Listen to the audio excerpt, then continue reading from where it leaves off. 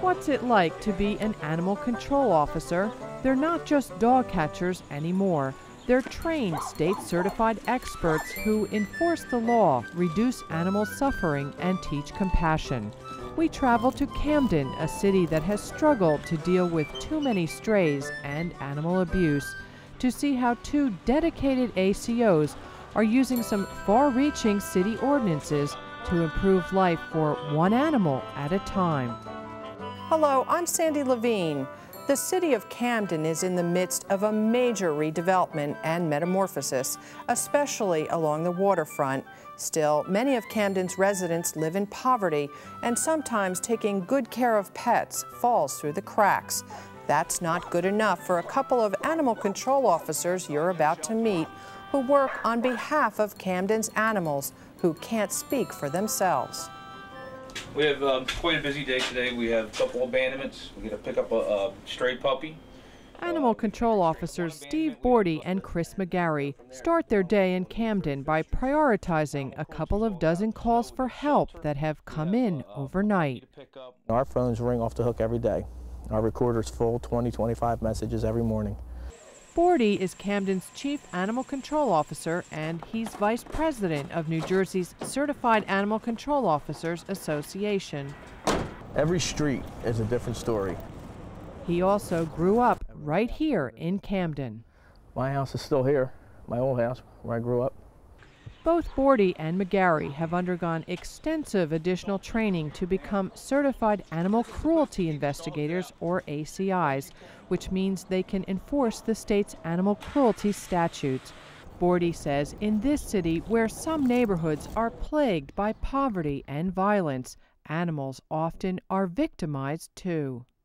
Daily abuse. I don't know if it's a lot of negligence, animal neglect. A lot of people have animals for security reasons, basically. So the dogs are just left outside to just rot. They're not fed properly, they're not sheltered properly, and that's where we come in. Just in case. Today's first stop, follow up on a complaint about a pit bull running loose, scaring the neighbors. Unless you're into this job, fully with your heart and mind, this is not a job for you. Some quick detective work reveals paw prints in the snow. Apparently, this woman's dog has jumped the fence to get out of his yard. We got public safety to worry about. If your dog is loose and it's a pit bull, doesn't matter what it is, we're concerned. While driving to investigate the next call on the list, Bordy spots a dog running the streets. Sit down. Sit. He and his partner try in vain to catch him.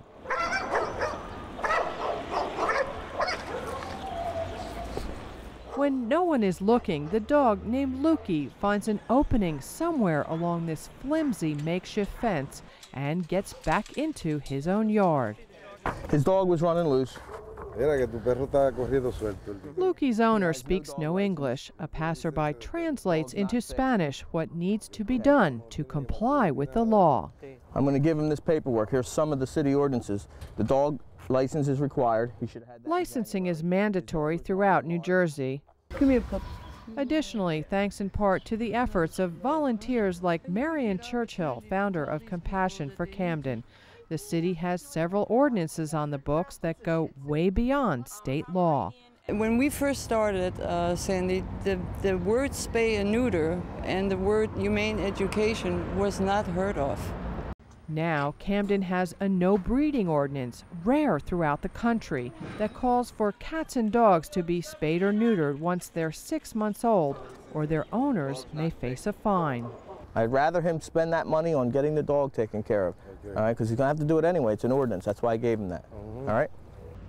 To make it easy, this mobile van run by the Animal Welfare Association comes right to the city at least once a week, providing low-cost, sometimes free spaying and neutering. The idea is to cut down on the number of unwanted animals born that too often get dumped on the street to starve or be abused. Bordy says litters of puppies and kittens can be seized by the city and then put up for adoption at Camden County Animal Shelter in Blackwood. We can confiscate them. We ask them to be turned over to the city, according to the city ordinance. And we will get their animal fixed for free, the female, and the male, if they have both, and we'll take the puppies to the facility that we deal with in Blackwood. Tell them a case of dog food. Back at Lukey's house, Bordy leaves a couple of cases of free dog food. And to keep Lukey more comfortable outside, a handsome and sturdy doghouse, also free. Everybody, I think, can afford a doghouse.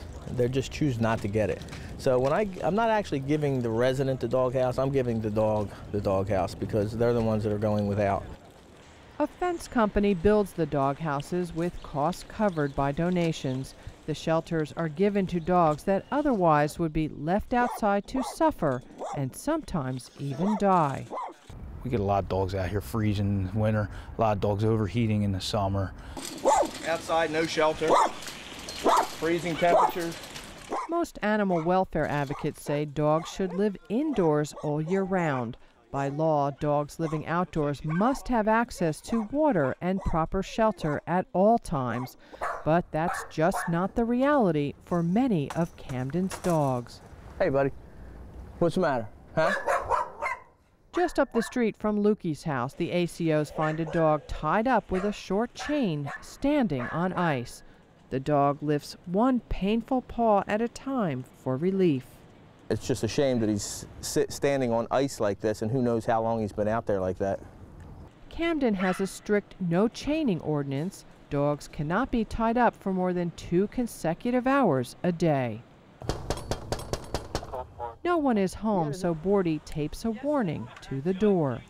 We'll just have to come back later, and if they didn't comply, they will get summonses. Bordy says chaining is not only physically and psychologically cruel, it can prove deadly when dogs become tangled up like this one, trapped beneath a grill. This is the reason for the no chaining ordinance. Dogs choking to death like this, maybe jumping on that tire, flipping over the other side of the fence and hanging. It happens all the time.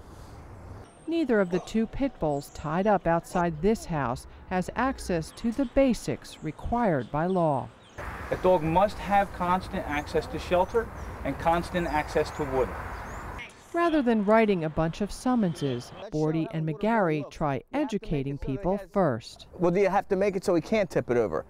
Constant access to water means it should be either strapped to the fence or strapped somehow so it won't tip over. Another free doghouse is left here and a warning to do better. It's disgusting, really, to see. I mean, we see it every day. Luckily, it was still alive. We got there in time. I feel like we got there in time. In her work as a code enforcement officer, Georgianne Schreider visits every nook and cranny in the city, and she lets animal control know when she spots an animal in distress.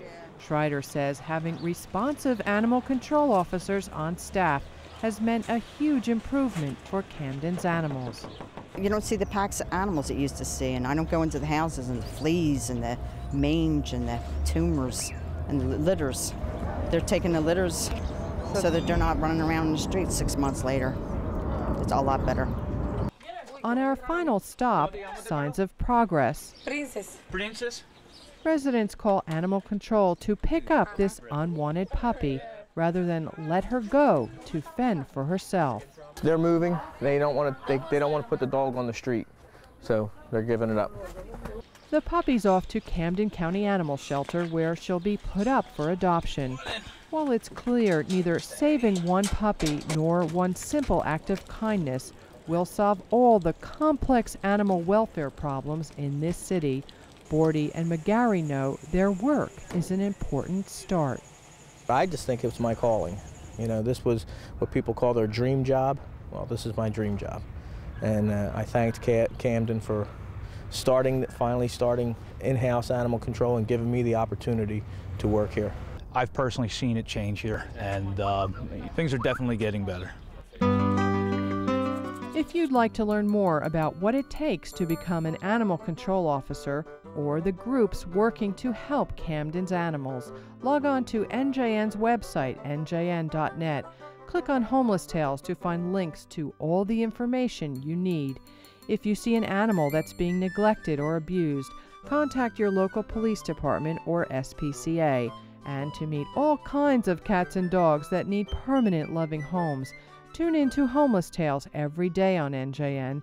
You'll meet wonderful shelter animals, all with their own special stories, who deserve a second chance. For Homeless Tales, I'm Sandy Levine. Major funding for Homeless Tales is provided by the John and Wendy New Family Foundation and by the Geraldine R. Dodge Foundation, supporting programs that foster the humane treatment of animals.